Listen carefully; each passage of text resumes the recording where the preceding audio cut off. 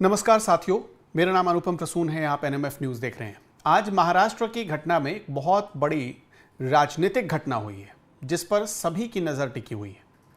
ये राजनीतिक घटना दो भाइयों के संगम को लेकर माना जा रहा है। दो भाइयों का संगम, दो भाइयों का मिलन। दरअसल उद्धव ठाकरे और राज ठाकरे एक दूसरे के धुर विरोधी माने जाते रहे हैं।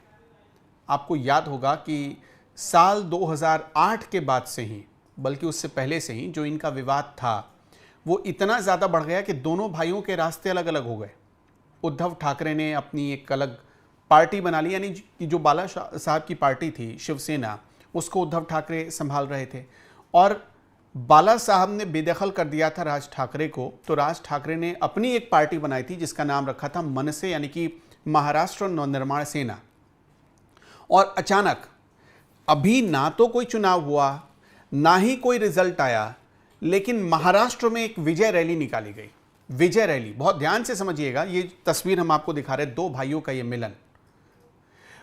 कोई चुनाव नहीं, देश के इतिहास में शायद पहला ऐसा मौका होगा जहां कोई चुनाव नहीं हुआ, कोई रिजल्ट नहीं आया, लेकिन विजय रैली निकाल दी गई। ये विजय रैली सिर्फ दिखाने के लिए विजय रैली थी। ऐसा हम क्यों कह रहे हैं वो हमने आपको पहले ही बता दिया। देखिए, मंच पर बहुत सारी तस्वीरें लगी थी और एक मैसेज देने की कोशिश हुई उद्धव ठाकरे और राज ठाकरे की तरफ से कि दोनों एक हैं, और एक में भी क्या, उन लोगों के साथ खड़े हैं जो मराठी अस्मिता के प्रतीक माने जाते हैं या जिनका संबंध, जिनका कनेक्शन महाराष्ट्र से रहा है। अब यह मिलन ऐसे वक्त में हो रहा है, देखिए समय पर बहुत खास फोकस करिए आप। समय पर महाराष्ट्र में यह विजय रैली निकालने का क्या मतलब है? अभी हाल में कुछ महीने के बाद नगर पालिका के चुनाव होने जा रहे हैं महाराष्ट्र में, नगर पालिका के चुनाव। और उन चुनावों को देखते हुए ये जो दोनों पार्टियां हैं, ये भाई मत कहिए बल्कि दो पार्टियां, जैसे गठबंधन होता है ना, आपने देखा होगा कि 2014-13 के आसपास बिहार में एक गठबंधन हुआ था। लालू यादव और नीतीश कुमार सालों बाद एक मंच पर आए थे, तब बहुत चर्चा बनी थी, लेकिन कितने दिन ये साथ चला ये भी आपके सामने सबूत बन गया। ठीक इसी तरह महाराष्ट्र में भी ये दो भाइयों का मिलन नहीं था, दो पार्टियों का मिलन था जो दोनों अपने राजनीतिक हित के लिए एक दूसरे के साथ आए थे और नाम रखा गया था विजय रैली। बहुत ध्यान से समझिएगा, दोनों उस परिवार से ताल्लुक़ रखते हैं जिस परिवार के मुखिया बाला साहब ठाकरे हुआ करते थे। लेकिन दिलचस्प यह है कि जो रैली निकाली गई उसमें बाला साहब ठाकरे के नाम से जोड़कर, उनके कोई अस्मिता या उनके प्रतीक से जोड़कर कुछ भी नहीं रखा गया। यह सबसे दिलचस्प चीज रही। अब देखिए, इस पूरी विजय रैली पर महाराष्ट्र के मुख्यमंत्री देवेंद्र फडणवीस ने सवाल उठाए हैं। उन्होंने कहा है कि यह विजय रैली नहीं थी, ये एक रुदाली सभा थी जहां सब लोग अपनी अपनी बात कह रहे थे और रो रहे थे। रुदाली सभा कहकर उन्होंने इस पर तंज कसा है, क्योंकि इस पूरे मंच पर राज ठाकरे ने अचानक ही एक बात कह दी थी। राज ठाकरे ने एक तीखा व्यंग किया था।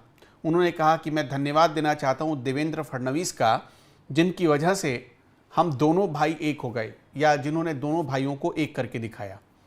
अब इस पूरी विजय रैली में दोनों भाई यही कहते रहे कि ये महाराष्ट्र का उत्सव है, ये मराठी उत्सव है, लेकिन देवेंद्र फडणवीस ने इस पर हमला किया, इस पूरी रैली पर हमला किया। फडणवीस ने कहा कि मैं राज ठाकरे का धन्यवाद करना चाहता हूं कि उन्होंने कम से कम ये मान तो लिया कि मेरी वजह से ही सही, लेकिन वो एक हुए हैं, एक होने का श्रेय तो दे दिया है मुझे। उन्होंने ये भी कहा कि ये एक तरीके से ऐसा लग रहा है कि बाला साहब ठाकरे ने मुझे आशीर्वाद दिया था और उसी आशीर्वाद का एक परिणाम है कि दोनों भाइयों को मैंने मिला दिया, यानी जैसे को तैसे का जवाब मिला। अब इसके बाद उनसे पूछा गया, पत्रकारों ने पूछा कि इस रैली पर आपका क्या कहना है। उन्होंने कहा कि ये रैली थोड़ी ना थी, ये कोई मराठी उत्सव थोड़ी ना था, ये तो एक रुदाली सभा थी।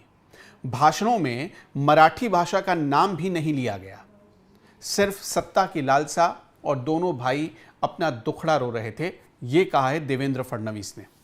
फडणवीस ने कहा कि पिछले 25 सालों से जो बीएमसी है, यानी कि मुंबई महानगर पालिका, उसमें शिवसेना का कब्जा था, लेकिन कोई काम नहीं हुआ।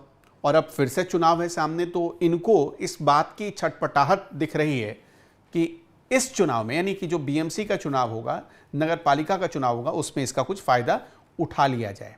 उन्होंने इसीलिए ये अलायंस किया है, इसीलिए गठबंधन बनाया है। अब चूंकि ये बहुत खास हो जाता है, जब भी नगर पालिका का चुनाव होता है महाराष्ट्र में, तो उसमें लोकल इशू जो होते हैं वो बहुत चरम पर होते हैं, ये ध्यान रखिएगा। मैं आपको कुछ आंकड़े बताना चाहता हूं।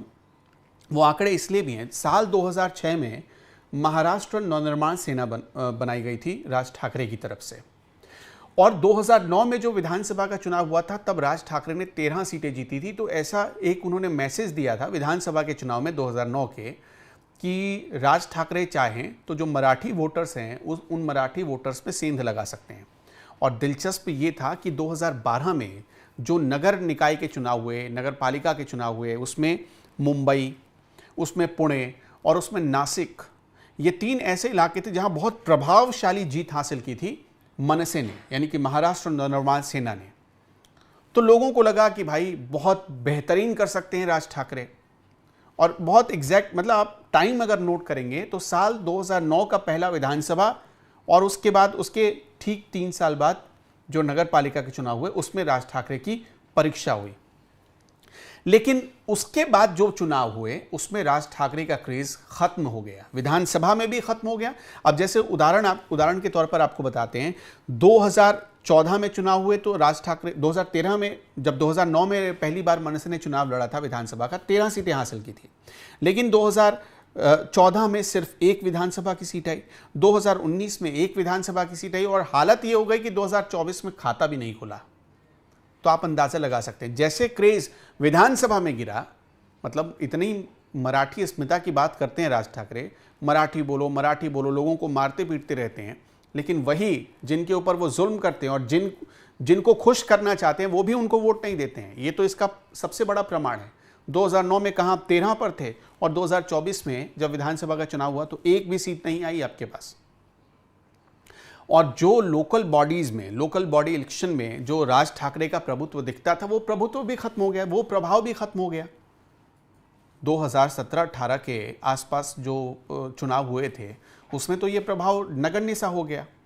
तो राज ठाकरे को तो अपना वजूद बचाना है, अपनी पार्टी का वजूद बचाना है, और सेम एक लड़ाई उद्धव ठाकरे भी लड़ रहे हैं, क्योंकि उद्धव ठाकरे की पार्टी का जो परफॉर्मेंस रहा पिछले चुनाव में वो सबने देखा विधानसभा के चुनाव में। अब ऐसा देखिए, जब 2024 में लोकसभा के चुनाव हुए तो यूबीटी के 9 सांसद जीते। उस हिसाब से यूबीटी के पास कम से कम 50 से ज़्यादा विधायक जीतकर आने चाहिए थे, लेकिन आए कितने? यूबीटी के सिर्फ 20 विधायक चुनकर आए, मतलब उद्धव शिवसेना की बात कर रहे हैं हम, यूबीटी मतलब उद्धव शिवसेना। तो सिर्फ 20 विधायक जीत कर आए। 2024 में 9 सांसद आप जितवाते हैं, और उसी 2024 के लोकसभा चुनाव में जो जून के महीने में रिजल्ट आया, और उसी के ठीक 6 महीने के बाद जो एक रिजल्ट आता है 5 महीने के बाद, उसमें आपको आती हैं सिर्फ 20 सीटें। अगर 20 सीटों को आप कन्वर्ट करेंगे लोकसभा के हिसाब से तो 2 या 3 सीटें बनती हैं लोकसभा की। तो ये तो उद्धव ठाकरे के लिए भी एक वजूद की लड़ाई है। तो दोनों भाई अपने वजूद की लड़ाई लड़ रहे हैं, राजनीति में हाशिए पर जा रहे हैं। महाराष्ट्र की जनता नकार रही है। मराठी अस्मिता का जो भाव ये पैदा करना चाहते थे, बांटना चाहते थे, वो 2024 में भी लोगों ने नकारा, 2024 के विधानसभा चुनाव में भी नकार दिया। तो अब ये इसी वजह से बीएमसी के चुनाव से पहले, नगर पालिका और निकाय के चुनाव से पहले इनका गठबंधन इसी वजह से हो रहा है। देवेंद्र फडणवीस ने क्या कहा है आपको जाते जाते ये हम सुनाते हैं और समझाते हैं। उन्होंने बड़े अच्छे तरीके से समझाया है कि क्यों ये दोनों एक साथ आए, एक मंच पर आए। इसे भाइयों का मिलन कम और 2 पार्टियों का गठबंधन ज़्यादा माना जाना चाहिए। सुनिए और अपनी राय हमें कमेंट में ज़रूर बताइएगा। मराठी विजय दिवस मनाया गया, उसमें कहा गया देवेंद्र फडणवीस को आभार माना गया कि जो काम बाला साहब ठाकरे नहीं कर पाए वो देवेंद्र फडणवीस ने दोनों भाइयों को साथ लाने का काम कर दिया। उनका आभार मानता हूँ, विशेषतः राज ठाकरे का आभार मानता हूँ कि उन्होंने ये सारा श्रेय मुझे दिया है। हम जोड़ने वाले नहीं है कि उनके घर में आया होगा। निश्चित रूप से स्वर्गीय बाला साहब ठाकरे का आशीर्वाद भी मुझे ही मिला होगा कि मेरे कारण अगर ये 2 भाई साथ में आए। देखिए, इनको अलग तो मैंने नहीं किया था, आपस में झगड़कर अलग हुए थे।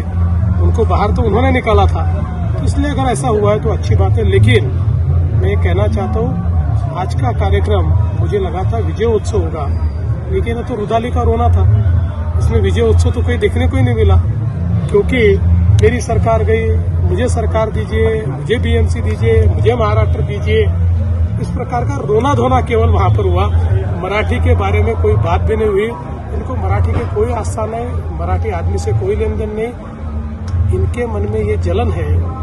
25 वर्ष इनके हाथ में बीएमसी थी और मुंबई को ये कुछ नहीं दे पाए, मराठी व्यक्ति को कुछ नहीं दे पाए।